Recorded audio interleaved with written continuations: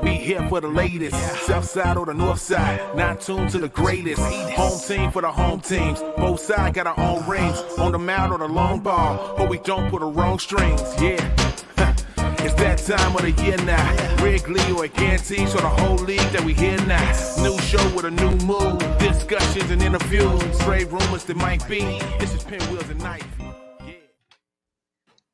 What's going on, everybody? I know you're probably all watching. This Sox game is moving fast. We're already in the top of the fourth. But everybody got their Make your Twitter, prediction now, Zoe. Twitter Another tweet. clutch eighth inning. I mean, there's zero chance you can count this team out right now. Like, I don't know how you can, with a straight face, be like, yep, it's over. It's only 1-0. Let me tell you guys, that poll a week ago, I think it was like 90% counting them out. Last week's Sox 1-0 is an insurmountable lead. As one of the great poets of our time, Mr. Pusha T said, yesterday's price is not today's price. And yes, that goes with what we are seeing with the White Sox. All right, everybody got their tweets and everything? Yes, sir. You can, Mitch, you can unmute yourself. You can talk, bud.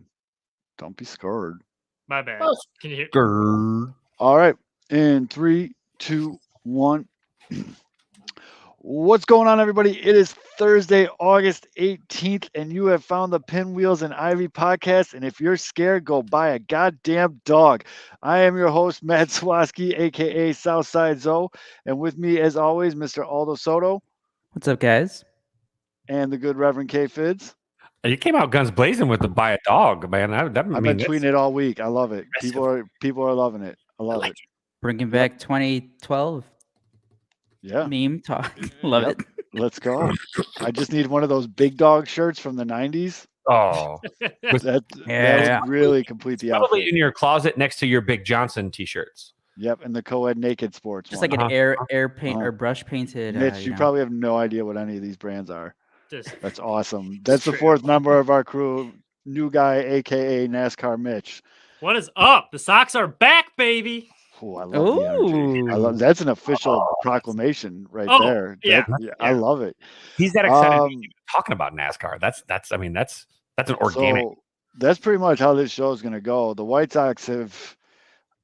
I'm so hesitant to say this. The White Sox are on a hot streak. We'll put it that way. We're going to get into, we're going to dissect that a little bit. A lot of baseball going on in Chicago still. It's actually a really fun time right now to be, a Southside fan. I mean, you guys got good prospects.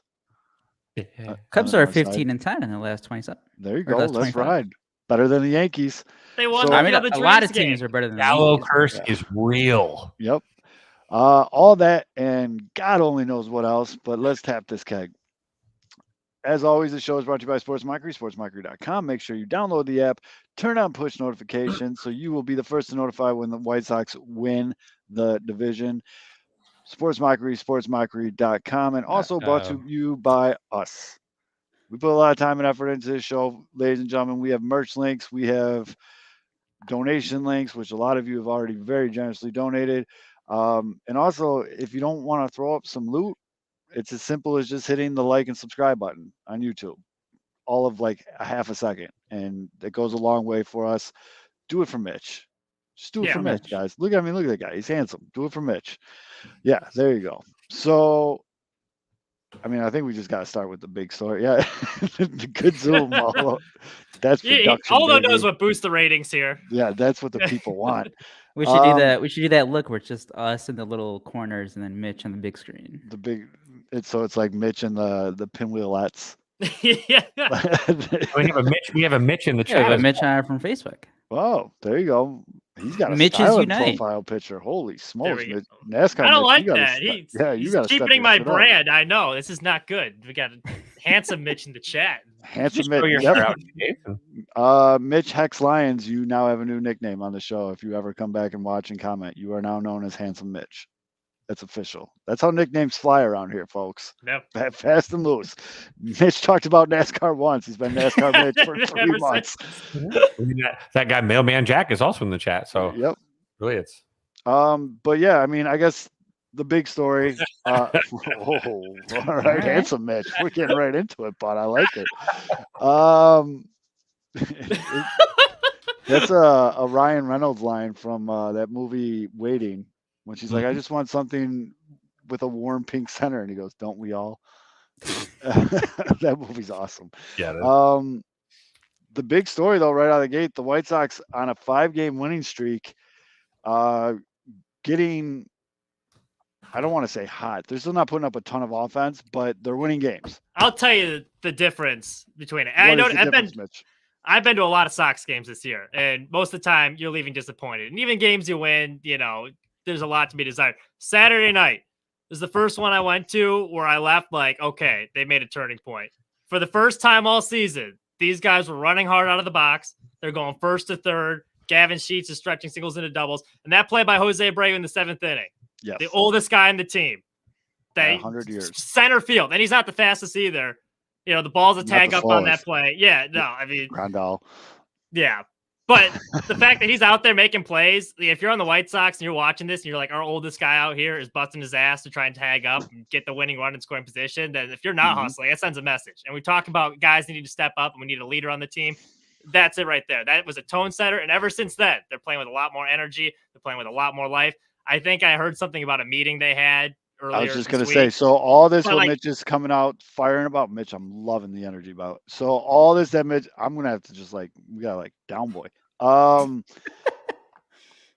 So all this came out, and as of today, Wednesday, the 17th, we got from ESPN radio, Liam Hendricks went on and did an interview, and they just talked about that. I mean, that's been a thing all season with this team. I've said it numerous times on the show. Mitch, you brought it up. I think at one point we've all brought the quick TV shots to the dugout looked like a funeral home at points during this season. And we've just been waiting, what's going to happen? This team needs to get going. They look like they don't give a shit. What's going to happen? What's going to happen? And then Liam Hendricks goes on ESPN 1000 and does an interview and says that the leaders of this team and Tony, not all the coaches, just Tony, had he called it a leadership meeting. And they asked him in the interview, they said, what's the difference between a leadership meeting and a team meeting? And Liam right away is like, yeah, not the whole team, just 8 guys. And I've been thinking about it. Veteran. Yeah, I've been thinking about it since then. I'm trying to think of who the 8 guys are. I got to think it's Liam, Lucas, Abreu, Johnny, I would think. Cueto. That's Grandal. 4. Did I say Abreu already? Yeah. Grandal for sure. So that's 5. Josh Harrison. So that's 6. Lance Lynn, 7. AJ. Joe Kelly. No, I wouldn't count. Maybe. Joe Kelly's got a ring, Joe, bro. Yeah, he's been there and he's very vocal. That's true. Joe Kelly, TA's not dead. He's in the dugout every game, so he could have easily been at that meeting. He's got to be at that meeting. Obviously, Johnny Cueto's translator. Yeah, Johnny Cueto. Yeah. So they had this meeting, and he said it wasn't like an attack Tony meeting, but they were able to air some grievances, talk about things that they didn't think were going the right way, and just he said part of it was just the fire and getting this team going. And I don't know when exactly that meeting happened, but for me, I know Mitch, you said the play from Abreu in the 7th inning on Saturday is kind of your launch point for this whole thing. I mean, even earlier than that, though, I said, Johnny Cueto start. Well, yes, but the game after, against Houston was good, but the one game against Detroit, and I get it was just Detroit, but you got to win all of them. All of them. Look at Cleveland. But I said, they were busting their ass out of the box from the get-go, and Lucas Giolito got knocked around early, and they battled back. Lucas battled back and ended up having a nice start. The fight they showed that game and the energy throughout the whole thing, that to me was the first time all year. I'm like, okay, everyone top to bottom looks like they give a damn. Even AJ Pollock, there was a ground out middle of the game, and he was running hard to first base, which you never see early in the year. And so that was it was a noticeable difference from the crap we've seen all year. And since then, that 8th inning comeback they're showing a lot of fight now, which you'd like to see. And I keep referencing the Johnny Cueto start. Johnny Cueto has been such an amazing free agent signing that literally fell into Hans' lap this season. I forgot too. Herb Lawrence brought it up. I completely didn't even think about how he had a relationship with Ethan Katz. Yeah, they were together in San Francisco, and he has been an absolute machine for this team. As a guy that basically every other team had a shot at signing, And the White Sox just were like, all right, Lance Lynn's hurt. Might as well. And it turned out to be this guy that not only is just eating innings for this team consistently, but he comes out and he says, yeah, we need a little bit more fire. Goes out, throws 8 great innings against the Astros, like did a whole like fire up motion. And then through his translator, as Fitz mentioned, after that game said, fuck it, let's compete. And that's become like the rally cry now for White Sox fans. It's like, fuck it, let's compete. And I love that. That's it goes back to his previous start, that brutal loss in Kansas City, where after the game, that was the original quote that like set things off. That was the only reason, or I guess that's what spurred on the leadership meeting when the translator goes like, yeah, we have to show that we have fire if we have any left, or if we have any. And then, Tony La Russa the next day was like, oh, that was surprising. We'll talk about it. And they did. And I think that's when the meeting was. I think that lines up. It was right after. Yeah, didn't Tony say something like that's in-house, or no? What did he say? He said keep that in the family. Yeah. Even in the family, that's what it was. Yeah. Which that's a vet manager move for sure. That's a clubhouse. It's supposed to be the inner sanctum. Going back. That's what Cueto. That's what Johnny Cueto's been like all season long. He's Kevin's said it all along. He's been on winning teams. He knows how to win. He knows what a winning culture is. He can see it in guys around the field. Like, hey guys, we're not not trying all the time. Let's get it going here. I think Liam Hendriks said, he alluded to this in that interview, that like a lot of guys had a similar message, but coming from Johnny Cueto, 14-year vet, has a ring, like it hit different. And all of a sudden, like for some reason, it sunk in. Cueto has the opportunity right now to be like an absolute legend on 5 different teams. Yep. Oh, which is unheard of. Yeah. Like that's like Kansas City, San Francisco, possibly the White Sox. Where else did he pitch? Cincinnati, and I'm missing one. But like Kansas City. I said Kansas City, yeah. But he's just always been that dude. Mm-hmm. Well, even before this is what he said too, by the way, through the translator. But fuck it, let's keep competing. Keep competing. Fuck it, let's keep competing. That is what he brings to the table as an experienced veteran who has played postseason baseball and pitched in meaningful games in the postseason. That's a guy that says he understands that when you drop all the preconceived notion, you drop all the expectations, you drop all the wariness and all the ego, and you drop it off at the door and you just say, fuck it, let's just go compete every night. If you go out to compete and you're as talented as this team is, you're going to win a lot of ball games. And it might be something that he noticed that they're just not competing. They're just kind of going through the motions. That kind of stuff, those kind of comments coming from a guy like that, it's comforting in a clubhouse full of young dudes and old dudes, many of which don't have a ton of experience in those types of situations. And for Cueto, he's been there enough times where he's got like a rental property in the World Series with the amount of times he's been to the postseason and further with the Giants. So I love it. Yeah. He was already he was already a legend in my book before he came in. If you just look at his ambulance propped up with all the speakers, like that was badass. He wanted to outdo Robinson Cano, so he had that souped up ambulance. If you haven't seen it, look up his Instagram. The 56 speakers he packed into this ambulance. It's pretty cool. But I guess kind of along that same lines, and I know Mitch, you're relatively new here, but although Fizz, you both know, like, if I have a take and I'm wrong, I admit I'm wrong. I was wrong. I wanted to DFA Josh Harrison. Josh Harrison played 3 months of dog piss baseball on the South Side. 3 months. And it's not like I just watched him for a week, like a lot of these instant reactions on Twitter, and was like, oh, he had a bad week, DFA him. No, it was 3 months, man. It was 3 brutal months. And it just seemed like it wasn't a fit. It wasn't like anything. It wasn't like a Yolbert Sanchez situation where I was like, I'm done with him, or like, fuck this guy like Dallas Keuchel or any of that stuff. It was just, I think Josh Harrison is a great dude. I was just like, he's just not a fit. It's not working. But just went to show that you can't defeat the Pinwheels and Ivy bump. Right. We discussed it on the show. Well, it's interesting. They asked him, I think it was Jesse Rogers who was talking about this. They asked him, like, what was the difference in turning around your season? He said, I started playing every day, like, consistently. And, like, he just couldn't get in rhythm early. And then all of a sudden he started playing more. That's what he thinks anyway. Turned his season around. He just I think in a groove. I personally think taking walks helped, but anyway, that's fair too. Yeah. By the way, for Wednesday night's game, the White Sox have the Astros right where they want them. Down 2-0. White Sox down 3-0. 3-0 now. Tree. But the good news is where they want them. The good news is, for some reason, Cleveland just cannot beat Detroit. No, they cannot. and they're losing to Detroit as we broadcast this. But the bad news is Minnesota already won today. So Well, they can actually beat the guys. You guys need to take some notes. I'm beating the Royals. right, yeah, that'd be nice. that'd be really nice. But hey, I'll take going into this series with Houston. I didn't like say it publicly, but in the back of my head, I was like, if they can split this series, I'm good. I'm very Yeah. good with the split with Yeah. Houston. They've already won two. They've won the first two games, both in eighth inning comebacks, which was great to see. And one of the best things to see out of those eighth inning comebacks, and I've seen it gifted and videoed a million times on White Sox Twitter. I don't think I'm alone in this feeling.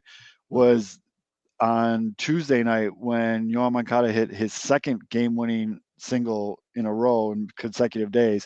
But the thing when he got to first base, he did the big clap and the arm pump. That is the most emotion we've seen out of Yohan Yeah. Moncada since his music video.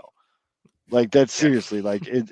And I'm definitely not going to be like whatever, but I don't care that he has a music video. We're not going down that road. What I'm saying is just he's had a rough year, man. He's been like 196, like injuries, but he's been crazy clutch. He's like a fucking I think it was 356 with like yeah. runners in He's like scoring a position, yeah. Latino, like Joe Creedy. Like he's just hitting clutch situations with Good runnings in comp. score His- position. His defense has been stellar this week too. That's where that the one Joe, diving stop he yeah, made. it that's was- where the Joe Creedy comp comes Yeah. from. He's a good defensive third baseman that just hits clutch Yep. hit after hit. And you know, you need guys like that. Would I like to see him hit more than a 200 clip? Yes, but I'll take it right now. I mean, Yeah, totally. Speaking of clutch, Gavin Sheets, it got glossed over because Yohan Moncada back-to-back nights. But the fact coming in that situation, hard enough to pinch hit against Justin Verlander. That was a who was huge still at-bat. pumping 96? It down 90 1-2 in yeah. the count too. Like that was a massive hit. And I mean, even Justin Verlander in his post-game press conference was impressed. It's like I don't think he wanted to say it, but like basically like off of me, like that's props to him. It was a weird pitch sequence too. Curveball, slider, slider, slider, and I was just like, you want to throw the homie a fastball, Justin? You're still hitting top 90s, but whatever, dude. I'm all hey. But interesting tidbit for the current White Sox game: the White Sox have one hit, and it's by Romy Gonzalez. A nice play by Moncada Good right for there. Rami. Hey, Rami. Really that nice.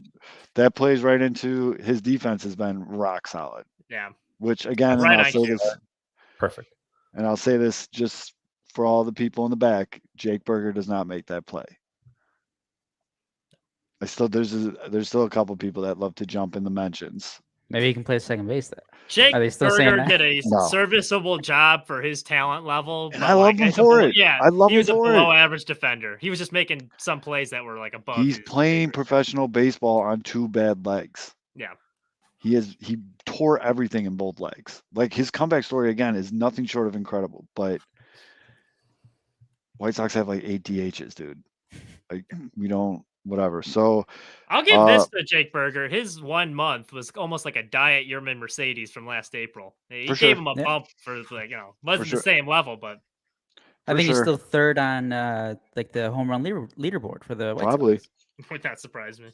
hmm AJ Pollock though heating up. He had a couple bombs this week. Andrew Vaughn's starting to hit the ball in the air too. All those piss missile line drives he's been spraying all over the place are starting to get some loft underneath them. Yeah, he had 2 huge hits in that Tiger series as well. You talk about clutch. I mean, we have a bunch of different guys stepping up. Yep.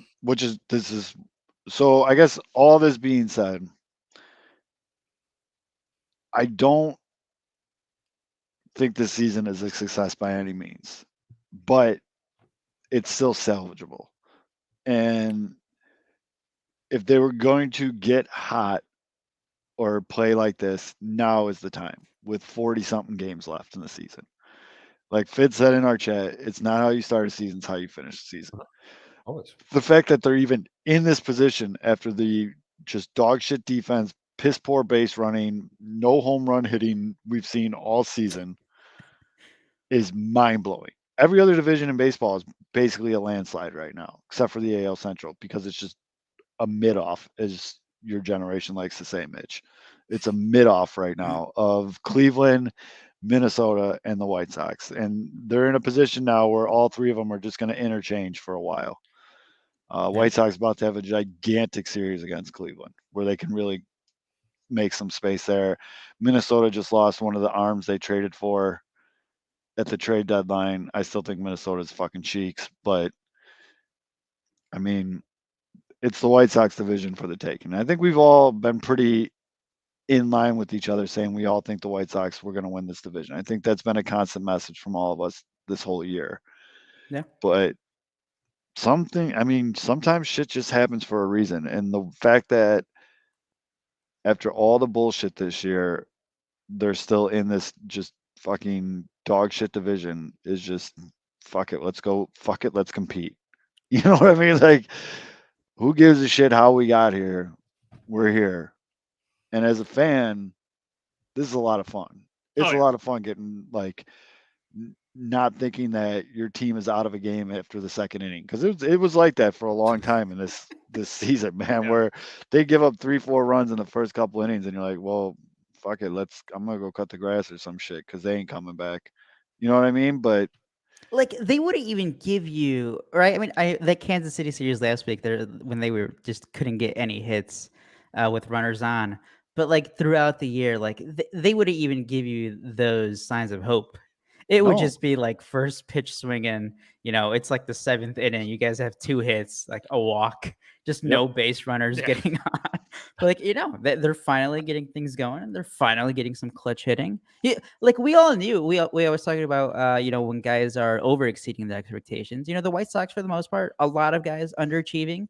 You know, they were eventually going to go the other way. They were going to go regression up, and they have. You know, Yohan Moncada wasn't going to be hitting 130 the entire year. Yep. Obviously, like you said, Zoe, Yohan hitting higher than he is right now, but he's hitting in big spots. Eloy Jimenez coming back, looking healthy, producing. Jose Abreu just has been so good ever since like the middle of May. And yeah, like that was the thing. All these guys weren't just going to stay down the entire year. Eventually, at least a few guys were going to turn it on, and that's finally happening. Yes. It's interesting to me how this has all happened while Tim Anderson's been away. And Luis Robert. Yeah. So like that's another thing that's really interesting, something to keep your eye on eventually as these guys come back, is how does it, you know, were they possibly just kind of a dark cloud for a second and getting them out and purging, and maybe having the guys just kind of figure it out for themselves, allow like everyone have their space. I mean, see, I don't want to do that. That's that. coincidence. No, I don't want to do that, Fids. I know what you're saying, man, but I don't want to do that. I mean, it's just like we've said on this show before. We all know TA's got some shit, whether it be real, whether it be whatever going on outside the field. You know, like with the I'm not saying it in a negative light though either. I'm just saying they're learning to win without those guys, which is extremely important for a team to be able to do. So it's something to keep an eye on to see when those guys come back. How does that affect the dynamic of a bunch of guys rallying together with 2 of the players that are considered to be their best? I'm glad you clarified, because when you originally said it, I thought you were saying like maybe they're better without Tim Anderson, and I know you're not that. That's they're better. No, they're better off with good Tim Anderson. Yeah, I will add, not again, the White Sox aren't better, and that's not what you're saying, Kevin. But who are the 2 guys who everyone complains about? Oh, they just keep swinging at the first pitch. They have no plate approach. Tim Anderson, Luis Robert. Yeah. So, like, obviously, again, it's not like they were doing the entire year. They were still putting up numbers. Tim Anderson was hitting 300. Luis Robert is hitting 300. Second best hitter on the team, probably. Yep. So, but that literally was their 2 best hitters. That was a problem throughout a lot of the year, and why the White Sox have struggled so much on offense is because they just had no approach at the plate, and those 2 guys were the 2 biggest culprits at times. To me, what I think is happening, especially, I don't know about Luis. I think Luis Robert is just like steady. Like that guy is just like, he doesn't get up, he doesn't get low. He's just steady. For a guy like TA who runs really high on emotions, like and I can't find a website where I can pull this stat, but I want to see what Tim Anderson's numbers are on nationally televised games. He always plays better on nationally televised games. He loves the spotlight. Hell, his first couple playoff games, I think he set a couple. Same with Luis Robert. Remember that playoff game in Oakland? He hit the ball into the fucking bay. 5,000 foot homer. But I gotta think, and again, this is just me, no rhyme or reason, just a guy that watches every game, whatever. But I gotta think Tim's sitting there watching this, and he's got to be chomping at the bit. Like he's got to be like, I want in on this. And you talk about a guy that might have all this shit going on off the field. What's a better distraction than your team being hot in a pennant chase? Very true. You know, I what think I mean? too, and with him too. I mean, you've got to look at how he sees his teammates going out there and having success. You know, he's the guy we've talked about how he's the straw that stirs the drink.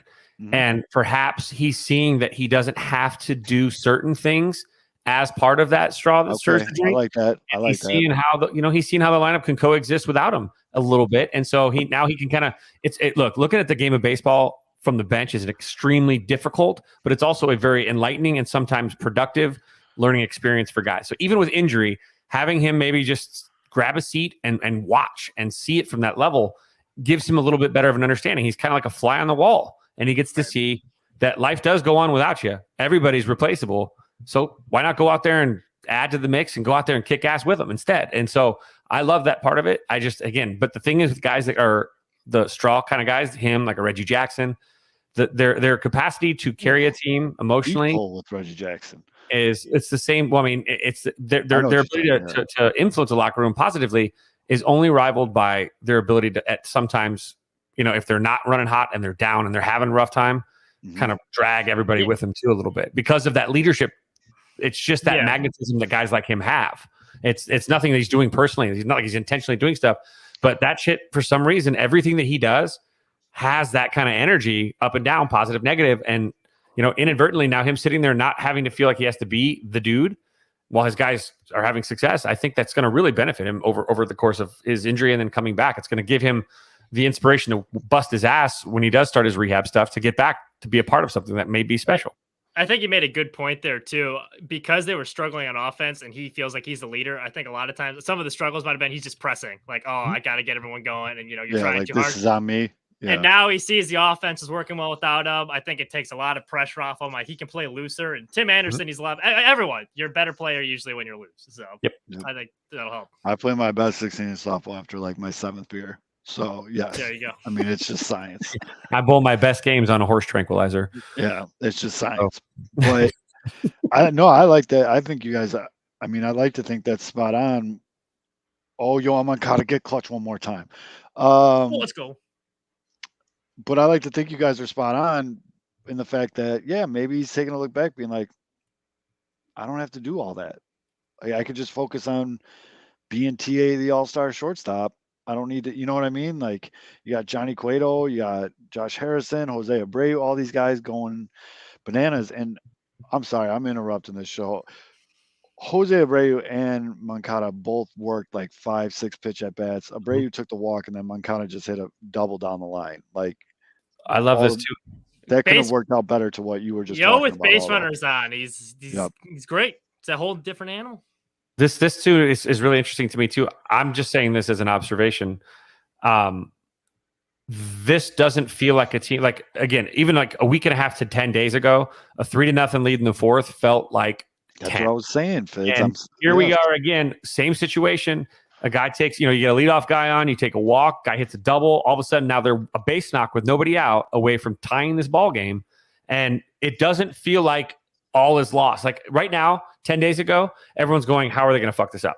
Right. And right now, it feels like who's next? Because they're like almost fighting to the bat rack right now. And that is a positive movement. And these are, guys, I'm going to say this, these are things that Tony La Russa does well. He plays with hot streaks. He rides it. He knows how to at least foster it or at least get the hell out of the way.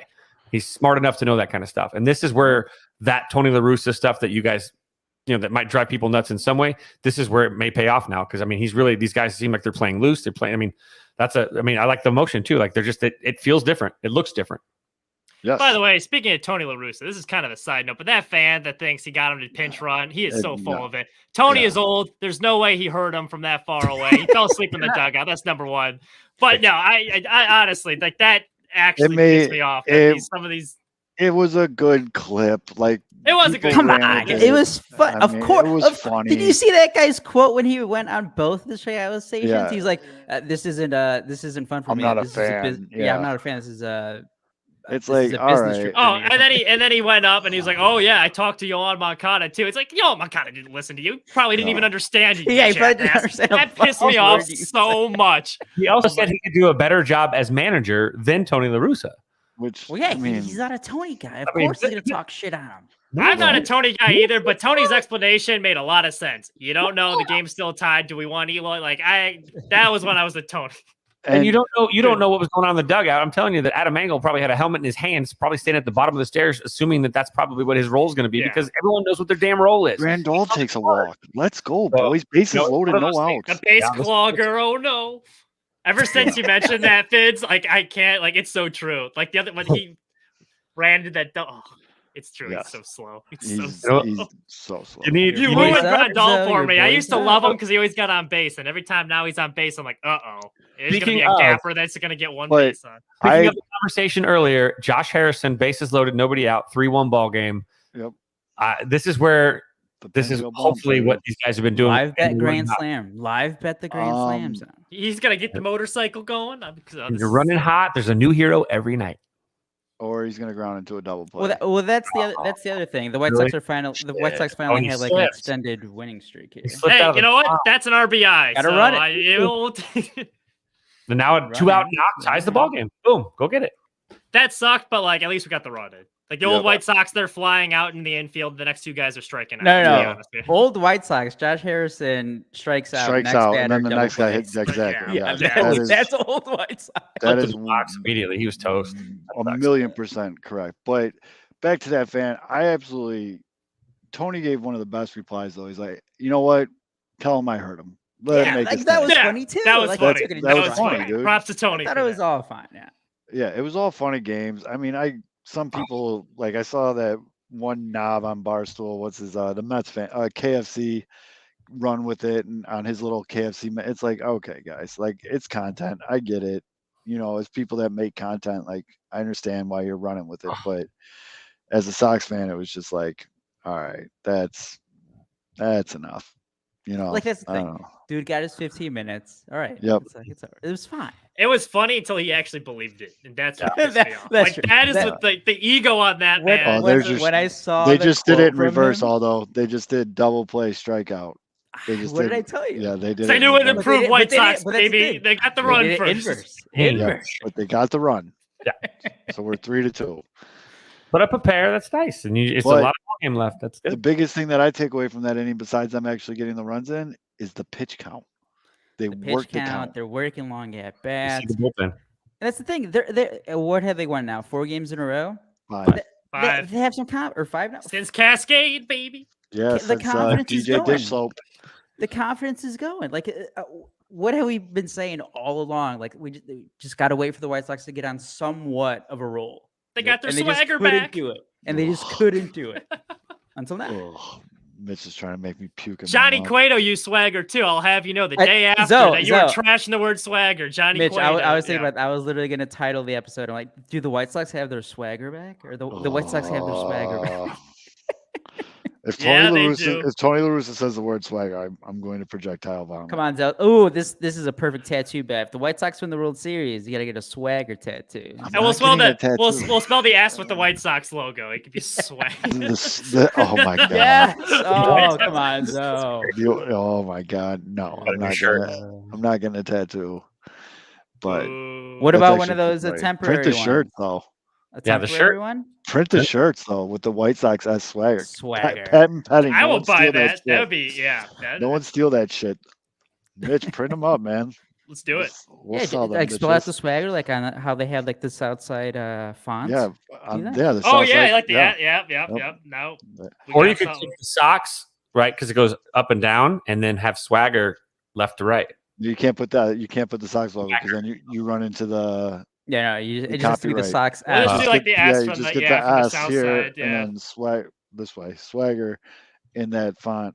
This is all patent pending, copyrighted. Yeah, we take this idea. Yep. Thank you. If we see that shirt, we are going to you. You want a Dylan C's Pope shirt? They're available, man. Adidas made those bad bitches. We can't compete with Adidas. But yeah, we cannot. No. Adidas print those shirts, man. I don't know. Yeah, but you can have a poem like a nerd, or you can have a swagger shirt. Yeah. Just kidding. I'm all for poetry. All you poets out there, don't be trashing me. I support my fellow writers. But Eminem jacket. Shout out all the fellow poets listening. Yeah, Dylan yeah. Cease a weird dude. That was a little bit of a letdown, the Cease Verlander matchup. Like they both pitched well, but You like knew it would be though. Like I'm not gonna Yeah. lie, I was very tempted to bet the over. Like 'cause all that was- hype, it never lives up it to was pretty high. What was that over under at 6, 7? Was it really?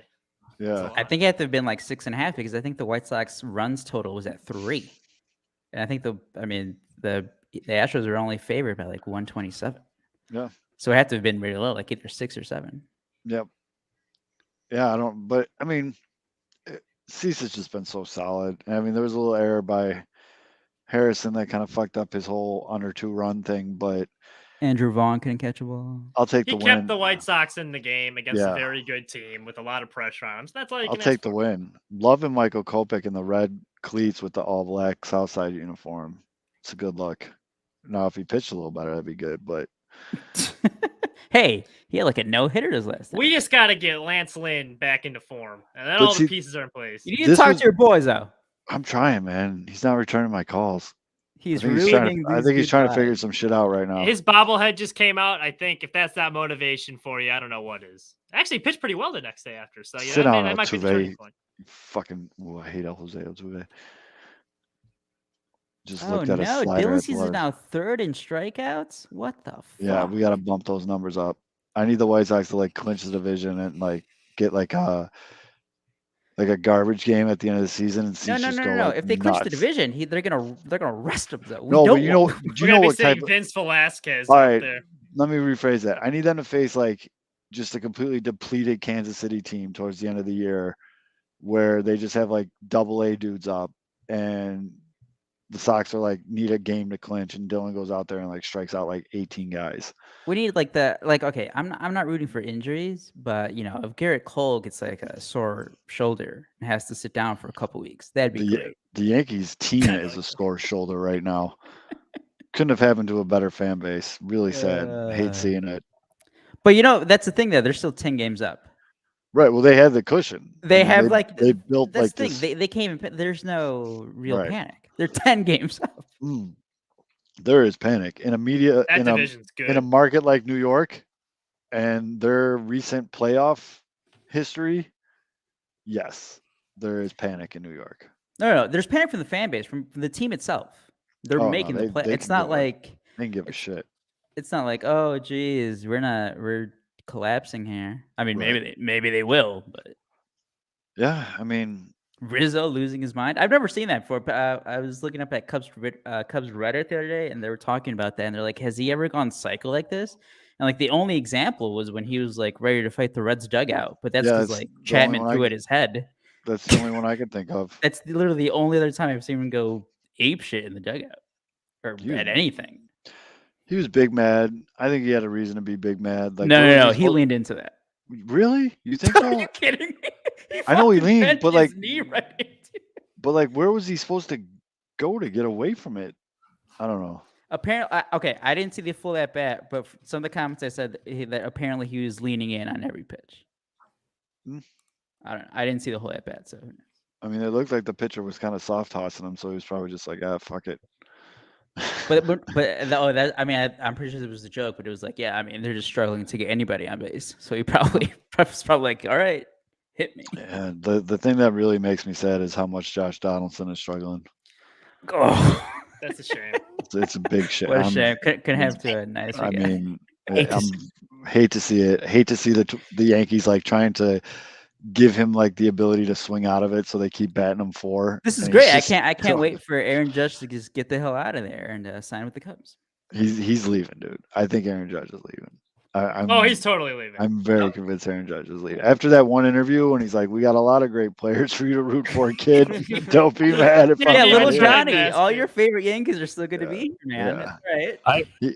I can't get over these Joey Gallo interviews with him in LA where he's talking about like Phenomenal. being able to grow his facial hair out. He's living on the beach now. And he kind of says, he goes, man, it's like, it's so crowded in New York. And he's like, now out here, it's more, I mean, we talked about on the show a couple weeks ago that he was going to thrive out in LA, but so it just- miserable. does that tell Aaron Judge that like the grass is kind of greener and probably more potent on the other side? And he considers, Is you know, Aaron Judge go- a West Coast guy? I feel like he is for some No reason in idea. my head. I have no idea, but but that would be, I mean, you don't have to Maybe be a mid- West Coast guy to enjoy it out there. Yeah, I was gonna Right. say. So, Right. are you? Do you hate the West? Yeah, he went to Fresno State. Yeah, I Uh, thought he was West a West Coast Coast guy. guy. See, Born in Linden, California. So I mean, yeah, maybe he goes with the Giants. Yeah, I was gonna say the Giants. I mean, the Giants are never afraid to spend the big bucks at times. but yeah, he basically just did the Magic Johnson, like, I'm not gonna You're be here. like, Like, I'm not gonna be here. He wasn't here. Maybe the Rockies make a run at him, and he hits in that ballpark in that high elevation for fun. You just wanted to be on a team with KB. I mean, yeah, that'd be awesome too. Is KB okay? 162. He's got that shit hurting him. I can't even say the word. It's what, plastular fasciitis, or is that how you say it? I don't even. Plantar No, I think you nailed it, dude. Plantar But fasciitis. that's that. I mean, it hurts, I just call it Bigfoot Owie. and he's frustrated. I mean, he's tired. I'm sure he's tired. He's got new twins. I mean, there's just so much. This is called I don't the. know about that. Thank goodness you're in Colorado. When you and- got KB money, you ain't tired because of kids. You got like 4 nannies to make sure you're not Mhm. tired. Yeah, but that's not that. I don't even think that's their style. I don't think Justice like they're kind of hands on. But he's hurting though. He's in pain. If A and that lot. sucks. And It this- sucks because he's been Nothing good when that a he's trip to been the healthy. dispensary can't fix. right. That's the thing. I'm like, hey, man, stop. Get a little go get some Yeah. medicine. It's fine, but but that's for Cub fans. I mean, they're going to use the example of all three of those guys not playing well this year as justification for the trade stuff, and that's fine because the Cubs now are have the farm system that's ranked. Mhm. So Cubs go out and get Correa and Judge this offseason. That's gonna be Here's Correa. It's gonna, gonna be be Trey Turner. Turner or Correa, and So then it's gonna be Trey top Turner. of line. It's pitcher. it won't be Bogarts. It won't be Bogarts. It won't be Bogarts. Draft pick. That It just will not be Bogarts. It's not gonna Honestly, be I've been looking at some Bogarts numbers. He's pretty Wow. good, dude. No. He's a pretty good shortstop. No. Obviously, he's good. That's why he's going to get paid like $200 million. But is he really better than Nick Madrigal? I mean, guys, I know I've been shitting on Nick Madrigal a lot, but have you seen my little boy hit? My little boy. I knew he'd come around. Nicky 2 strikes. It was only a matter of time. You know what? played that I'm Moncada glad- by the way just now, so that was awesome. That was really That's smart. a baseball. That just Yoan scared the crap Moncada's out of me just though. like, that dude's a How stud. close it is hitting the bag. Yep. If it just taps the bag, oh god, oh just that skip to the left at the end. I, But I was about to lose my shit, but yeah, he caught that one bounce to have So it Nick go Madrigal- What past. is this high IQ baseball? Intentional balks. They're letting balls go through. All of a sudden, they're playing smart. Love It's a the intentional balk. The intentional Well, balk it was that hilarious. fan, Mitch. He's Yeah. probably yelling at him. Yeah, Like, the fans probably- let it go foul. I let it love go too foul." how like the He's umpire didn't intentionally even notice. balked. He had to tell him like it was a balk. Like I just balked, and then the umpire's Yeah. like, "Oh yeah, I guess you did balk." Yeah, you that dude explained it perfectly today on Twitter. That's exactly what he was doing. I mean, Yeah. although you saw this with John Lester, there's John Lester didn't give a shit if a guy was on third with 2 outs. He'd probably he preferred it almost. He'd let guys take first and second, or take second and third. He didn't care. But Yeah. that's what Cease, he didn't like what he saw. He knows he's going to get the guy in the box. That's his focus. A base hit's going to score a guy from second on a contact anyway. So you don't have to worry about all that stuff. And just, if you don't feel comfortable with the guy But- there, you don't pitch, you don't throw a ball. You just simply just balk it over, move the Yeah. fuck over, and let's get back to work. Boom. But Done. like I said, Bregman is just not slick with it because that literally happened to him 6 days ago by another team where he was on second trying to like signal where the catcher was lining up and the pitcher was just like, It's just different balk. with the trash cans. The trash cans Yeah. make way to get out of it, Michael. All right. it's very But see, nice. this is what I'm talking about. Like, it's fun watching Sox games again. Like, you get into it now. Like, I miss this shit. I missed it. I missed this shit, man. And you got a good little spot in the order coming up now. I got Gonzalez, Pollock, and my boy. If we can get to Houston's bullpen either down 1 or tied, I'm gonna be What's a his happy. pitch on at right now? Where's he sitting I at? don't know. I'd have to look. Yeah, Pull it up. Houston's bullpen is like really bad. What was that? I don't know what it is, but the White Sox are getting to him. They're hitting him so, well, yeah. Yeah. I'm not mad about that. The pitcher has, where is it? It's down at the bottom. I'm pulling it up. Too. 87, 67 pitches. 67 through 5. Kopech's at 85. I mean, he's getting Yeah. up. Yeah, They- Kopech's probably done. They have Yeah. They had Joe Kelly up in the pen, He's which is always an adventure. But But yeah, very quickly, Nick Madrigal. So obviously he came back from the leg injury, struggled, went on the IL once, came back, still struggled, went on the IL again. He was away for 2 months. He played like 3 weeks at AAA Iowa, which I kind of wanted him to do. Just gets your confidence back. He hit like 340 in like 10 games or something. And ever since then, he's hit like 370. Mr. love Nicky, it. 2 injuries. After 2 injuries, he's back at it. Oh, Nicky 2 man. injuries. Mitch is That's coming. the Mitch is nickname. going he needs for to the get. throat. I have a bone to pick with the Cubs. Why? So as Stick to White Sox business. as an avid player I was just quoting Kenny Williams. of MLB The Show, after the Field of Dreams game, the video game MLB The Show does like a program for the field. And Okay. last year it was awesome because you had to like do all this, like hit a home run, do all this stuff. The moments you had to do for the Field of Dreams were so fucking boring. It was like hit a Walk through base the hit, hit a base hit, score this runner from second. It was like, oh my god, this is brutal. I'm And sorry then you they're hate fundamentally good baseball, Zoe. Just Yes, getting I base do. hits. Yes, I yes, actually- we I do. We're do. White Sox fans. Yes. We don't like Yep. fundamentals because we don't I know mean, what if they you're are. using this year's current Cubs and current Reds, you're kind of like begging for like That was Earn- hilarious. Where get in the box and get hit by a pitch, earn points.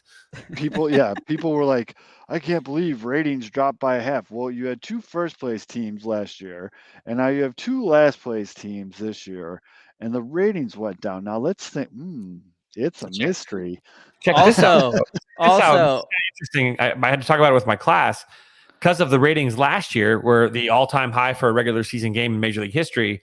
This game, they were able to charge, I think it was $250,000 for a 30-second ad, which is like pretty insane. And That's it was pretty the most profitable Major League Baseball game via advertising, a regular season game via advertising in baseball history. And then the Cubs and the ratings for this one would ruin it for next year because now they can't charge that kind of a price because And there's I'm not nothing sure actually. if you guys are big on geography, but just in case you're not, let me try to educate everybody out there. New York and Chicago is more people than Chicago and Cincinnati, Ohio. Yeah.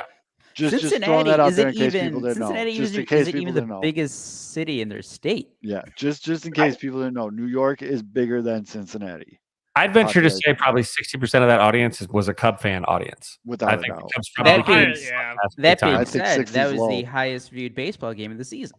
Right. So there you Still go. is. It is. Yeah. Because I of think Cub- they because do of it- Cub fans. Yep. That was, They I mean, They can keep doing it. I mean, someone said they wanted to see like Dodgers Giants next year or something like that. That's not a West Coast thing. It's a Midwest thing. Like you gotta have at least one Midwest team in there. Doesn't have to be a Chicago team, but I feel like you gotta have one Midwest. I I feel mean, I like gotta it's a say, I have Midwest. no interest watching like the Brewers against the Pirates. No, I that hope no. it's not But that. go for good like the Padres. Get the Padres Brewers out and here when It you should be know, like Cardinals. Tatis Give me is- like Cardinals Twins or something. Cardinals I don't know. Padres. I'm yeah, in. because didn't Moonlight Graham play for the Cardinals? Wasn't that his team, or that's the Right, uniform? like, does it, like is that the only reason they did the Reds? Is because like the whole Goddamn, Shoeless nice Joe play, Jackson Bregman. thing and the World Series, right? Yeah, yeah, yeah. It's like Okay. what other fucking connections are they gonna find right. for whoever's next? They might exit. A good idea someone brought up is there's one remaining active stadium from the old Negro Leagues. Okay.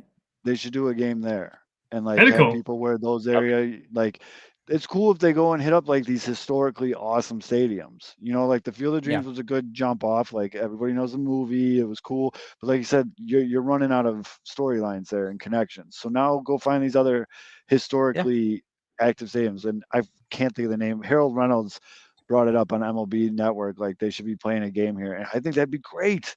I think And- that is the best thing Harold Reynolds has ever said on TV. It possibly yes. I don't think you're going to find too many people that are. By the way, I also think so they did the White Sox, Yankees, Cubs, Reds 2 years, and I think they said they're building because I think they want to do like a little league tournament or just whatever for youth baseball. So they're Yeah. building like a youth complex there or something, and that's Yeah, why Frank they're not Thomas is going to involved. have one next year. Is it Frank Thomas involved with that? He said something about. I heard it from Frank Thomas. I think Oh, he's that's the one who nice. first said it. It's on the line. Look at Vaughn. Look at Vaughn go. It's a truck. Yeah, I mean, it's not like you have to like bulldoze the stadium now. You know what I mean? Like, do Yeah. a game from San Quentin. That'd be awesome. But yeah, that's the use thing, it for yeah. little But league. it's the I thing, mean, 'cause it- if it's good enough for pro, you could probably play college games there. You know what I mean? Like, Yeah.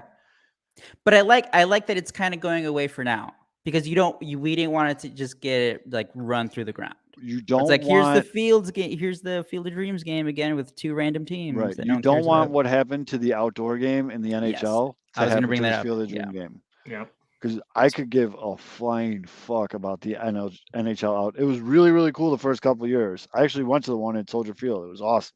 Blackhawks, Red Wings, right? Yeah, it was a snow globe. Yeah. I've never sat in more snow in my life. Yeah, and the Winter Classic was cool because it was like once a year, every New Year's Eve. Like I could see that being a Right. tradition, and then they throw in all these stupid Stadium Series games. Like Oof, it Eloy now, needs to They eat try his to milk Wheaties. that yeah. for as much as they can get, but let it die, man. Play some cool stadiums. I know there's some cool ballparks on the West They Coast. do the like- Little League Classic where they play like out in Mhm. where is it? You know Williamsport? what they got rid of that I Williamsport. really want to come back? Players Weekend. Absolutely. Yeah. That was Chasen's next one. Do you guys remember the last time they did What was Players that, Weekend? Fitz? No, I didn't hear you, Fitz. I wish they would have continued it. That's all I'm going to say. I What? missed. Yeah, I what? have no- yeah. Friend of the show. Wanted not that friend of the show. Friend of the show that comes on the show. I was next. I was like he was going down the list of. So I would have. Coach Witt got to do the players game with Drew. I have Robinson. no guys. What's Yeah, I'm happening? so I have lost no right now, idea. I have kids. no What about idea. Chase Street? I'm talking about Chasen. I know, Yeah, but no, what about him? Okay, When they but what stopped- about when they stopped doing the players weekend? That was potentially I was going to be going. What did they do? Oh, on you were going to Players get a Weekend? ticket to a game? Oh, like No, a Williamsport game? No, the players weekend thing where they had someone on their jersey or whatever, and they had Yeah. Yeah. Yeah. So what? So it's You were going going to to be be his Fiddler? What? nickname? He was going to put Yeah. Fids on the back of his jersey? Oh, okay. Oh, So, dude. Kevin, you're like No talking to idea what the yourself. fuck you were talking You're, about. yeah, man. why did you just No say idea. What the fuck? that was a circular way of saying. I was just trying to be a little more cryptic about it, but Yeah, I was so lost there. I was like, was like I had something no idea. I was bad like- happened? players week. I was just fixated on players weekend. That players weekend, Coach Witt got to do it with Drew Robinson, and so he was, they go on the field. It's just like a cool experience, and yeah. Oh, I didn't know they even did that. To be honest, I with you. also I want just Players thought it Weekend, was the guys. one where they wore the cool uniforms Oh, with their no. nicknames on the back. That's Hey, all I what? know about Dude, it. Yeah. They didn't wear cool uniforms though. They wore the sucked. all black and all white, ugliest fucking Right, with the uniforms orange ever. sleeves. Yeah. Oh, those are so ugly. What was your favorite Players Weekend nickname? Mine was Fuego G. Wait, James Shields. I love that one. I thought was Forgetting Sarah. Ah, Evan Marshall. Yeah, Marshall, Evan Marshall. yeah. Yeah, I like that's the relief pitcher. His name was Boxburger. I think he did the emojis of a box Yeah. and a burger. Some people were lazy. Like Moncada was like yo, and TA Yeah. was TA7. That was so and, like, yeah. Abreu never put Pito on there because it doesn't mean like dick. Yep, sure. Yeah, is. he definitely needs to just put Pito on there though. Just put a big old or an eggplant emoji. Be fucking gangster, dude. I'm sorry, Fitz. I was so lost, Fitz. I can't get over how lost I was. So I was like my looking at you, I'm mind in like, a do you know what fucking he's talking pretzel about? there, It's dude. not the jersey too. It wasn't like the name of the. They had a thing where like it was like a patch where you put like a name, you put something on I there. didn't even know that was a thing though. Yeah, That's yeah, why it's you're so- being cryptic about something I didn't even know Yeah. existed. Nobody. You're like, it was so cryptic because it was so obscure. Apparently. Yeah, I had no idea what when I say Players Weekend, all I remember were the ugly ass jerseys with the nicknames on the back. Oh, okay. Yeah. That's all I could think of when I think of Players Weekend. Yeah, there was other stuff that they did too. Like they honored, And it was like the everyone one honored weekend. one person in their life that helped. It was get the them one there. weekend they couldn't get fined for like Right. for their cleats that they were That was the other wearing. big thing. Yes, the cleats were Cleats, fun, yep. and then they would sell them for like cancer Mhm. foundations. And I think the stuff, which- catchers would have like Maybe the storyline special here is protectors gear. MLB supports cancer because they don't let them wear the cleats and sell them for cancer awareness anymore. No, they interrupt the All-Star game every year to make sure everyone knows. Well, that that's cancer cool. exists. Andrew Vaughn making jumping catches at the There you wall is also go. cool. He heard all but- that noise. Yeah, I mean it wasn't exactly a hard catch, but Yeah. I think he just reached up. Yeah, I think he just did like a stationary jump. yeah, Yeah, he but hey, caught it though, so he that's made the catch. Improvement. That's all I care about. Oh, and speaking of which, Kopech's back out there. Ooh, improved. Oh, have there been any stories on like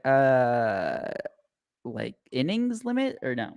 Haven't heard that in a while. No. Haven't heard that in a while. It was a big topic first half of the season, but haven't heard it in a while. I think Michael's going strong. He was having Because trouble I've definitely seen gripping the pitch ball. count. He was having Go. trouble. His thing. Remember when he was absolute cheeks for like a week or two straight? Like he just could not. He said he couldn't grip the fucking ball. It's like, well, dude, Sweaty man. figure it out, man. Like, I don't know what to tell you, bro. That's like your occupation. It's like True. I sell shit during the day. I can't just be like, hey, man, can't talk. Like, you gotta fucking Yes, all right. figure this shit Can't put 'em out, out. dude. Can't grip the ball. Well, guess I'm kind of fucked. It's like, what, dude? Like, I know you found Jesus. Maybe like holy water. I don't know, man. Come on, dude. Like, figure it out, man. But he seems to be going strong. I'm loving what I'm seeing out of the bullpen. A little bit more confidence out. Getting Raylo back was huge. Raylo is just a unit for him right now. Graveman looks like he's figuring his shit out, which is good because he was a little iffy. How about Vinny Velo coming out of the pen? I mean, that was the intention when they signed him. I don't think they ever signed Vince Velasquez to be the fifth starter. Unsung hero besides Ronaldo Lopez, Jimmy Lambert. Been chucking it pretty well. Let's And go. in I'm high leverage, they trust him too. I like Big Jimmy. Jimmy Lambert guy. Big Jimmy Lambert guy. Look at Kopech. 1, 2, 3. Yep. And now you got some meat coming up. Pito's coming up. I need a home run, man. I need a home run bad. I've bet it, though. I've bet it. No. Put like $10 He's on like a it. drug addict. Look at Is him. that I a need a one? home run, man. I need Here, I'll one give you, bad. if I give you the price, well, let's see how much I Shut can up, tempt Aldo. Zoe. I'm doing it. I'm gonna God damn look it, this Aldo. up on. So many. We can bad fund our decisions. T-shirts when he hits the home run. We'll fund the No, swagger it's T-shirts. not. with the winnings. It's definitely not going to be that much. So many bad decisions come from Aldo. Can you do? You can do live home runs, can't you? Why I is think this so. not showing up? Let me see. I'm 100% on PointsBet. Definitely not on another app.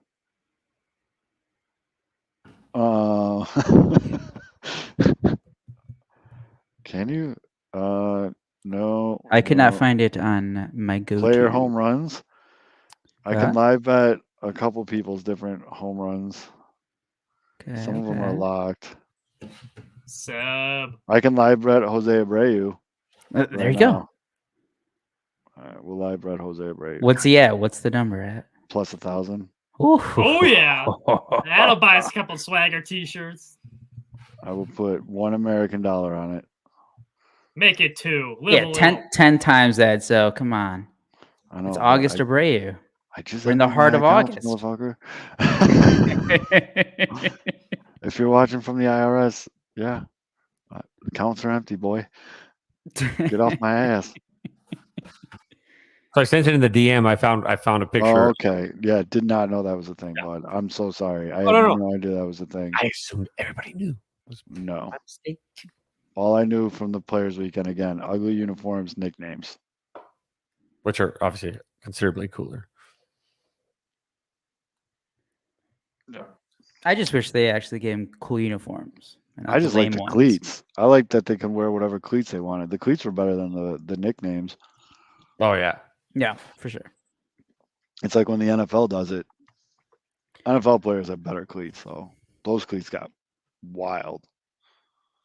Oh, Tyreek Hill's I don't know. I feel like MLB guys. There's not as many. I'll give you that. Mm-hmm. There's not as Hit a many home good run. ones. Oh, 93 down the middle. Pito. He was on that though. That was That's the other thing, equivalent, too. though. During this whole everything, there's been one constant, and it's been Jose Abreu. Was it great? And I want everybody to just put this in their heads right now when he has a slow start to next season.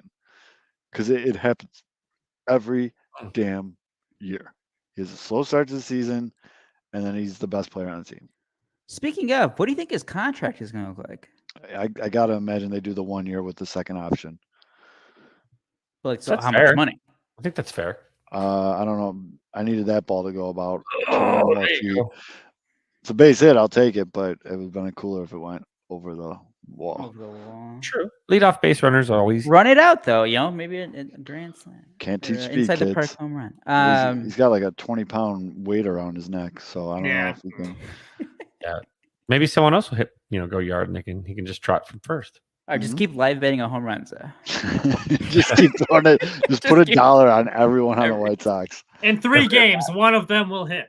wait, eventually they'll hit a home run at home. Breaking news. Yohan Moncada is batting over 200 now after that double. What? He's batting 202. Still taking pitches though. That's what I'm talking about, yo. Work counts, boy. Yeah. It's up from the layoff too. That's nice. That'd have been a double play ball. Yep. And 2 months ago he's swinging at that. Like not a doubt in my mind, he's swinging at that. Sinker low and in, first pitch. He's swinging at that.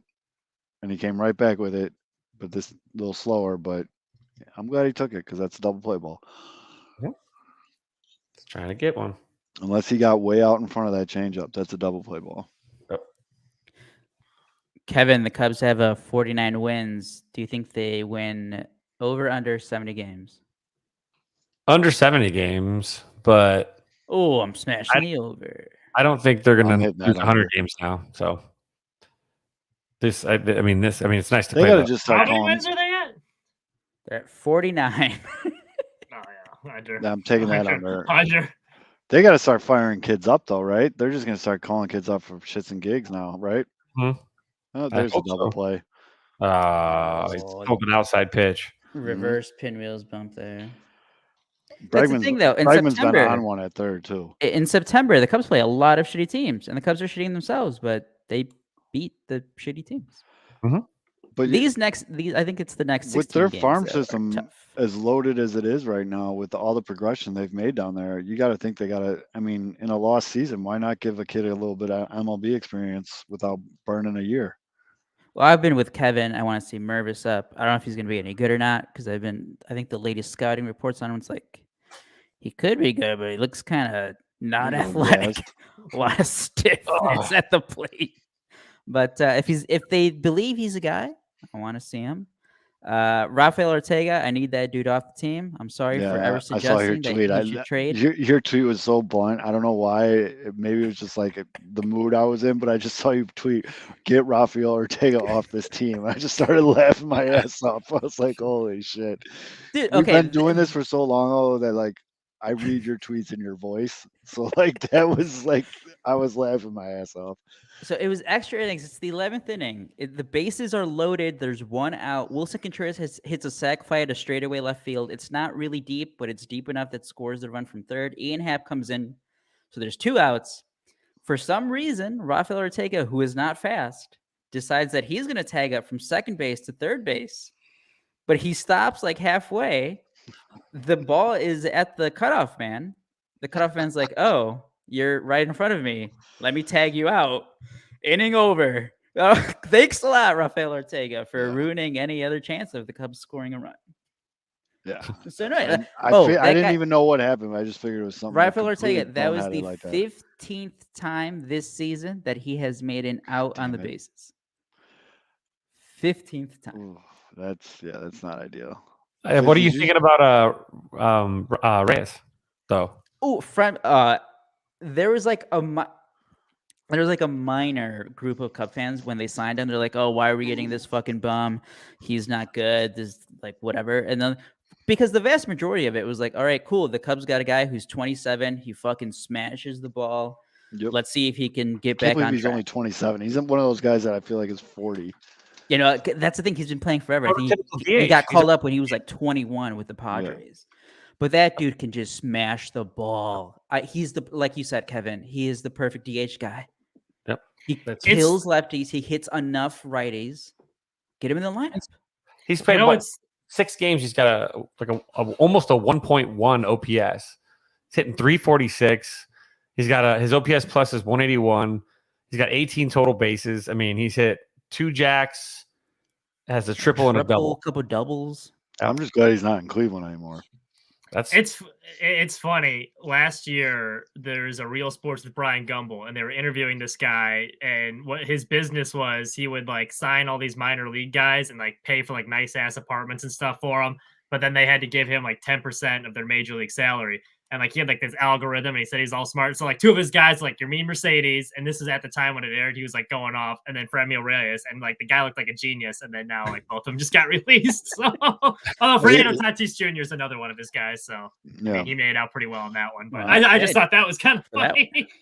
But I was like Reyes too. He's fuck! I lost my train of thought. Go ahead, Zay.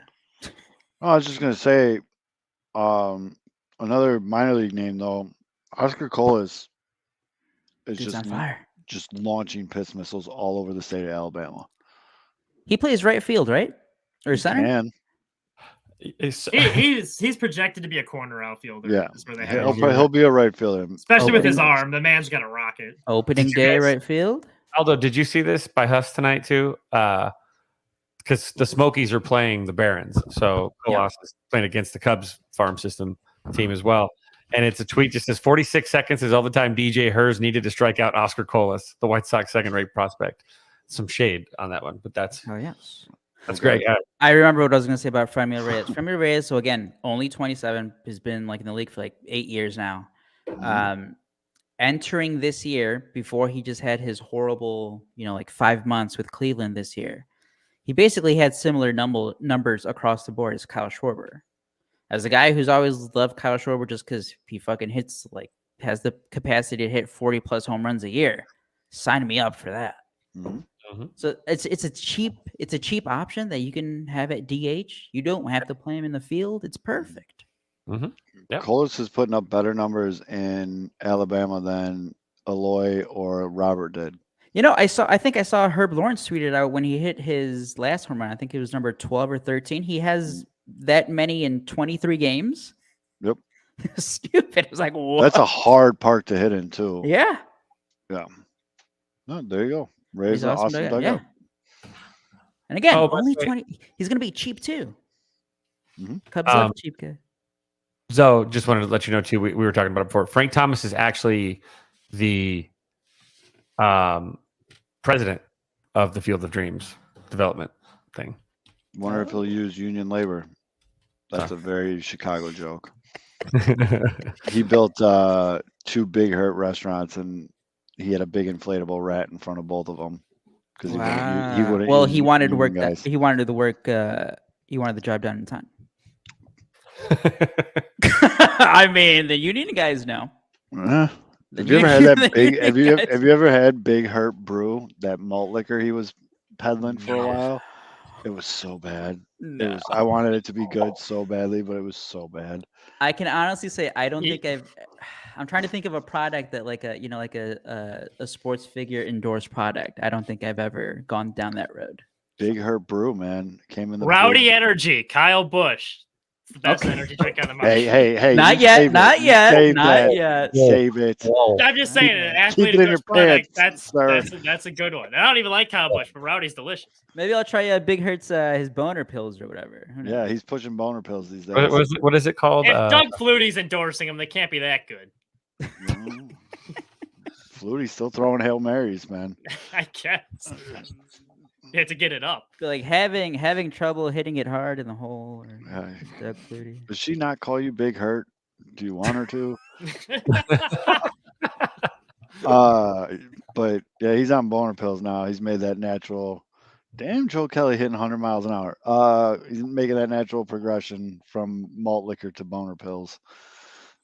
So What's next for him?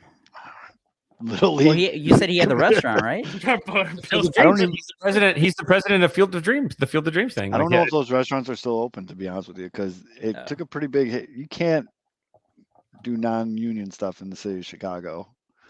It got a reputation, and people just didn't go to it. You can't do that. That's a bad look for a city that's pretty much all union. So, He should have gone up to like Rosemont or something. yep, like Bill Murray's Caddyshack overpriced Oh, restaurant in Rosemont. Oh, Did you guys ever go? I mean, Mitch, I think you're a little too young for this. Did you guys ever go to the MJ's restaurant? Oh yeah, yeah, good How burger. yeah. was that? I never. good I steak, never- dude. They had a good steak there. Was it? Didn't Good. it eventually become like Sammy Sosa's restaurant or something I afterwards? think for like a week.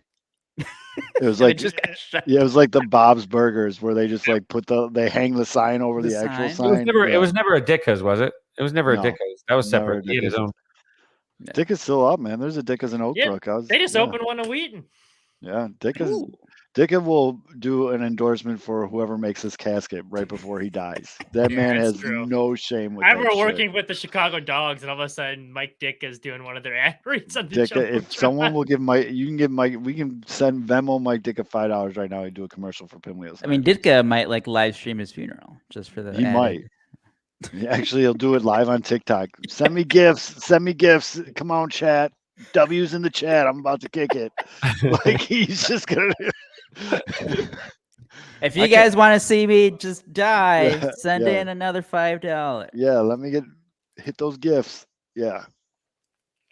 I can't believe he's still kicking. To be honest with you, good for him. I How guess old is he? How old is Ditka? Like, is he Gotta in be his in his- 80s? he looks like he's 250 years old. Like, let's see, Yeah, 82 look it years up. old. Yeah, the end of his 82? Monday Night Football days were getting a little rough. Yeah, Like, I mean, even there was Ditka barbecue sauce. There was Ditka whiskey. There was Ditka. I mean, that guy just threw his name on everything. But as much as he's like an asshole, if I was recruiting players to like come play for any Chicago team, I'm like, come here and win a championship, and you can endorse shit for the rest of your life, Yeah, you're showing and Ditka, people will yeah. buy this shit. Like Mike Ditka wasn't even a good coach, no. and look at what it's like. Holy shit, man. Well, yeah, it has to be specifically the Bears. Yeah. Yeah. No, I'm guarantee you Chris Bryant can come back and have like Chris Bryant. I think Joe butterbeer Madden's here and restaurant people kind of fucking drink that flopped. shit. Was it weird? I feel like it was weird. I don't even think it was that anything weird. I about mean, it was I literally just right feel like next it's to weird. fucking The Wrigley. menu is changing every day. Like you got It's- shots of wheatgrass and like a mine came out of a Volkswagen. No, I bus think it was to just like serve your over. I think it was food. just like over, like modern, like new, Yeah. just overpriced burgers, and people were like, "Nah." And there was probably it was like $200 for a glass of wine that Joe like Probably. fermented in his basement or some shit. Like, yeah.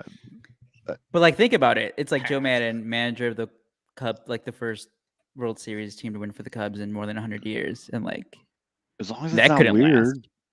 But I mean, look at Ozzy though. Ozzy Yeah, gets a that's true. ticket here in Chicago. That's true. Ozzy's kids are riding that shit. Like, I mean, That's that's the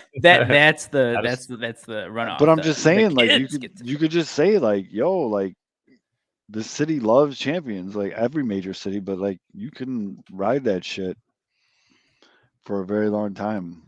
So Speaking of older managers and the Cubs, Joe Girardi, new analyst for Marquee. Yeah. is that what he's doing there? Is he like, Slowly inching his way over. Oh, Is it, Kevin, like, Kevin, in-game? my friend, Ugh. Kevin, diehard Cubs fan, because I saw the news and then he like messaged me after. He's like, "Is he Girardi with the Marquee now, trying to buy his way into the manager's job?" I'm like, "Oh, I fucking hope not." Hey, no, thank you. I'd rather bring Ryan Sandberg to manage than Joe Girardi. Well, Yes, Ryan Saber not that good. He basically quit on the Phillies. yep. He actually found what's his name from Field of Dreams during the game, during like the broadcast. He was live tweeting or live on Instagram a bunch, and he ran into the Timothy guy. What's Timothy? The guy that plays the brother-in-law, and he found him in the in the stands and like was like filming with him. It was pretty funny, but his Instagram's actually kind of interesting. For a Ryan guy that was, Sandberg's? yeah, for a guy that was kind of like Would speaks never off to thought carry a that. big stick, but he has some pretty interesting posts. Like it's, I mean, I know he can be a dick too. I know that's kind of his thing. Well, like But- he was always like the quiet guy, right? Just never So- said anything. So what, you think Girardi's just gonna be like, well, I'm here. Well, I mean, they already have a might- couple managers on might staff. as well. Lou Piniella is like an analyst too. How old is Lou Piniella? I like in his 70s probably. Good Lord, how are all these guys still alive? Lou Piniella was great because he sounded like an old like 1930s like Yeah. black and white film villain. He's got these guys throwing 40-foot curveball. Man, maybe Mitchell realized he's on mute again. See, man. Yeah, game. Am I hungover or am I not? It was remember- funny listening to him because he did the broadcast during the White Sox playoff run, and he was not a very good analyst. And I always found that funny, like listening to his like incoherent nonsense that would come out. He was too busy worrying about how is he going to tie a damsel in distress to the train tracks. Yep. For the hero to come save. Like, I mean, he was busy. You're gonna foil my plan, coppers. Nothing will top AJ Brzezinski doing a horrible job and then trying to go to a bar by 35th and Shields and just being booed out of the bar right away. It was amazing. How do you guys feel about Sutcliffe on Marquee? I don't watch Marquis, so I don't. I think he's fine. He's a homer. he's a- He's fine. At first, I do have to say, at first, I would be, I'll admit it, I'd be like too fucking soft. I'd be like, dude, stop talking about when you play, like things are different now. But I get it, guys are gonna do that. There's nothing you can do. That's what they know. That's the game that they played. Yep. I can't do anything about it. But I don't know why I just thought of this. I love his little like chuckle, like that gets me all the time. I'm sitting here watching Joe Kelly just Tackle throw the best inning he's thrown all season, and I'm like, why is he up? Like this man is on a Astros, mission. baby.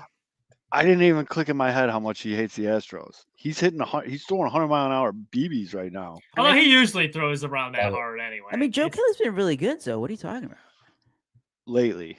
Yeah, lately. I think I think there was a recent outing where he gave up a run, but before that, I think it was like 10 in a row. But there was what was that? A couple days ago, he came out with arm fatigue. Well, Yeah. I mean, He I'm so fatigued right now.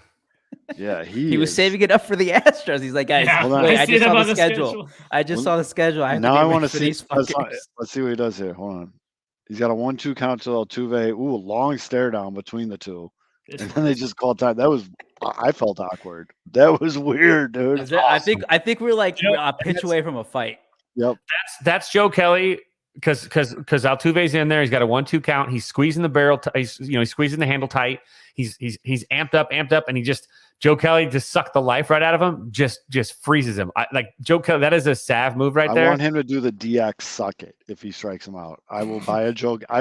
No tattoo vet, but I will buy a Joe Kelly jersey immediately after this game if he strikes out at Altuve right now and does a DX suck it. A 91-mile-an-hour knuckle curveball in a different time zone is not going to do it though. We got to get Zoe to eventually agree to a tattoo bet. Oh yeah, miss big there. Where do you go here to Altuve? I mean, do you go up? Give him the heater. You have to go high fastball out of the zone. His last at bat, he struck out looking at an 81-mile-an-hour slider at the letters. Sometimes Altuve does look like an Ewok, though. I'm waiting for him to be like, yep. Fuck Altuve. Fucking hate that guy. There you go. Smoke ring it. Do the DX suck it. Oh, I thought that was it. He just caught a piece of it. God bless him. Oh, I like it. I like the little stutter too. Yeah, you saw that? I was just gonna say that. Yep. Clever. So yeah, that was a nice pitch though. Watching the game, he came to a set and he kind of, as he was breaking his hands, he kind of what do you want to call it? Not a flinch, but just like a quick robotic little hezzy. That's a little Johnny Cueto move. He's probably been throwing bullpens on Johnny Cueto because Cueto loves to do that. Cueto has like 85 different deliveries depending on the situation. Kelly's mustache is looking strong too. He does. He looks like he should be in Blood In, Blood Out, Bound by Honor. Right. I was gonna say quick pitch his ass. Or he looks like he could be a musketeer. He could join 100 miles an hour at your nose might rattle a cage. That'll make you a little uncomfortable. Yeah.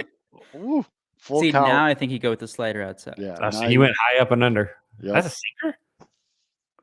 That thing is 99-mile-an-hour sinker? I don't know. That might have been a mistake. He is just throwing the ball. No, Kevin. Guys do that now. Which is wild. These guys are insane right now. It's not fair. Guys are insane right now. Well, Mitch, start warming up the pipes, bud, because after this AB. You got to get the NASCAR minute loaded up. Bring him up. Yeah! There you go. Come on, do something. DX. Fight him. Punch him. Oh, God damn it. He's not even looking at him. Oh, he got bailed out on that, too. That wasn't a Big strike. time. No, it was not a strike. But when you're 4 feet tall, everything is tall. So. Yep. All right. We know why you're all still here, all 6 of you still watching. Uh-oh. It is time for the... Where is it? There it is.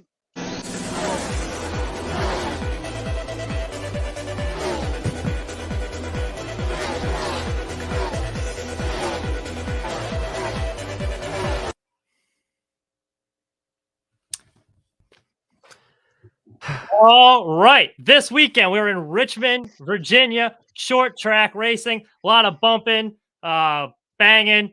Bumping around. This weekend was all about pitch Sounds like track. my Saturday night. Yeah, there you go. Usually short track racing is exciting. This one, a little bit more about pit strategy. Ross Chastain, he took the lead on lap 1, didn't relinquish it. All stage 1, he's your stage 1 winner. Stage 2, things started to pick up a little bit. Different story. Team Penske, they always come to Richmond with short track speed. Today was no different. Joey Logano gets the fresh tires after stage 1. He gets a good restart, fires off, grabs a lead. And now he's off to the races. Now, this is where things get interesting. Lap 96, our guy, Kyle Busch. Now, Kyle Busch, 2-time champion, going to be a future Hall of Famer. Top 9 in wins in NASCAR history. He's looking for a new contract. He wants a huge number. Joe Gibbs is like, hey, we don't even have any sponsors for you. You're kind of a douche. It's hard to get sponsors for you. So he wants a sponsorship. Now, his grandson, Ty Gibbs, he's racing for 2311 right now. Ty Gibbs, that kid just sucks. I already know that kid sucks. He's 19 years old. So I know that kid sucks. Kyle Busch sees Ty Gibbs, and he sees his replacement lined up because, Grandpa Gibbs is going to be like, hey, I got this cheap Ty here. My grandson, he'll take a pay cut. Don't have to pay him millions of dollars. So Busch sees the writing on the wall. He bumps Ty out of the way. Ty, Mr. Jesus is my best friend Gibbs. He's like, hey, I ain't taking that crap from you. I got Jesus on my side. He bumps him back, gives him a shot in the corner. So that was kind of interesting to see. Gets the pass. Do unto others. Yeah. 19 years old. He ain't taking no shit, though. So you got to respect that. All right, later in the race, now this is where the pit stops thing come in. Pit stops were a shit show all day. Ricky Stenhouse Jr. coming into pit. Came in a little bit too hot, so he tried to swerve and autocorrect because he realized he was going to be going too fast down pit road. Tried to swerve back on the track, and he hit Martin Truex Jr. Martin Truex Jr. popped the tire. His day was ruined. Truex needs a win, too, to get in the playoffs, so that was no good. That was not the only pit road woe, though. Daniel Suarez almost killed 3 of his crew members, which was a shame because I love Daniel Suarez. Almost killed a guy. Daniel Suarez is my favorite driver, but he came really hot into the pit stall, and like the 2 guys with the tires had to jump out of the way. And as they jumped out of the way, there was another car coming in, and they had the one guy's holding 200-pound tires, and then he had to like swerve back, and it was a shit show. But luckily, no one died. It's cold. They could have been guests at Julia's wedding. Who knows? Final stage we go. Joey Logano. Joey Logano, the psycho nerd we talked about last week with the glasses. He's still in the lead. Right after the first restart, Ross Chastain. There you go. There's our friend Joey. Ross Chastain. He takes it 3 wide. And now, Wreck-It Ross, he has an incident just about every week. This week, no Ross different. Smash. So he goes 3 wide. Ty Dillon's at the bottom of the track. He's in the middle. He's trying to leave space for Ty. Kyle Busch comes at the top of the track. Kyle Busch is coming down the corner, right? He's expecting Chastain to lift. Ross Chastain's like, I'm Ross Chastain. I don't lift for anyone. He keeps his foot on the gas. Next thing you know, contact. Busch spins. Chastain spins. Eric Jones gets caught up in the wreck. And so now we got the yellow. The rag is full. The yellow rag's flying. But this was big for this reason. Christopher Bell. He gambled. He's off the lead lap. So he got lapped at this point. The only way to get back on the lead lap is if there's a caution and you're the first one off the lead lap, you're considered the lucky dog. You get back on the lead lap. Now, he was working with old tires. He should have pitted, but he had really old tires. His crew chief's like, I think there's going to be a caution this Lightning third McQueen stage. taught you that. Lightning McQueen taught us all that. You can't do that. So crew chief's gambling. He's like, look, I know we got the old tires. I think a caution's going to come out. That allows us to get back on the lead lap, and then we can switch your tires. Gamble paid off literally like 30 seconds after the restart came out. So he gets back on the lead lap. He's the lucky dog.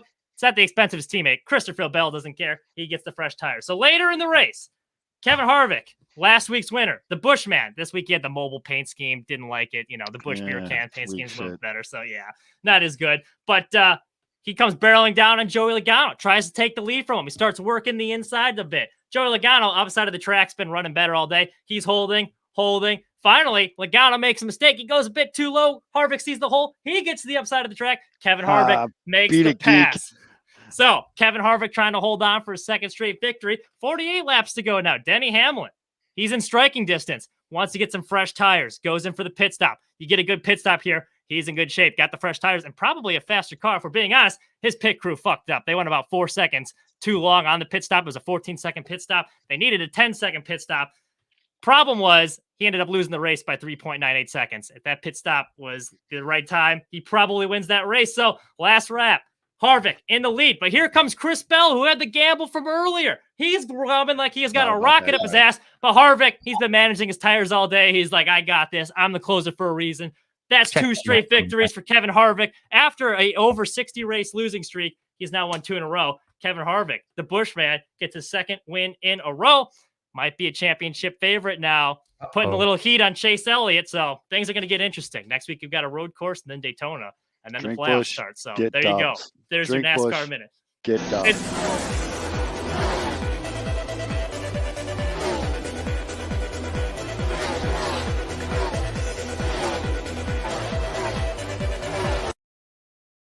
But you need to like breathe, bro. Like I was trying to break it up so you can like catch your breath, man. Holy shit. All my gas, guy. no brakes, baby. We're like Ross Chastain. We don't lift. It's Yeah, just Mick- full Mick throttle knows all is the time. speed. Hammered down, beam baby. Pops out of your eye. You Yeah, start dude. like Like, do you like stay up for like 4 hours after this? Because like you're just like on the Tatis Geek. juice or something. Like, Yeah, what's how much going on, Monster dude? did you drink before this match? Holy shit, man. How much Well- Mountain Dew were you chugging down? I don't drink Mountain Dew. Rowdy energy, baby. Yeah, that's right. Actually, if Come I'm on. being honest, it was, actual cocaine. All NASCAR fans drink Mountain Dew. It's like mandatory. You can't watch NASCAR unless you drink I'm all Mountain hopped Dew. up on Mountain Dew. I'm yeah. all hopped up on the Dew. Adam Engel just Cocaine is a hell of a drug. what a slide by Adam Engel, just broke up a double play by taking that little fucking Minuteman out. By the And he way, touched the bag. He stays in the bag. That's a good hard. That's clean. Oh, it was a clean slide. looking at the scoreboard, the Detroit Tigers are the Detroit Tigers. They were winning it. 4-2. They lost 8-4. Cleveland came back to win that one. So Minnesota and Cleveland both won tonight. A little extra pressure on And the boys. everyone's favorite Cleveland Guardian, Josh Naylor, went crazy after a slide at third base. So. Oh, fuck that please. guy. That guy is totally in fuck that guy territory. Fuck that guy. He's like just exhausting. It's just like fuck that guy. No, he is the stereotypical you hate it Yeah. when he's on another team. You'd love it if he was on your team. Oh, 100%. Yeah. Without a doubt. Without a doubt. But all right, we're gonna wrap this up because the White Sox are about to do something. It's that time. Yes, sir. It's that time. So for NASCAR Mitch, the good Reverend Fids, who apparently almost got his name on a patch of someone's baseball jersey once. Although I'm so Sounds like a new username. Yep. We will see you guys next week.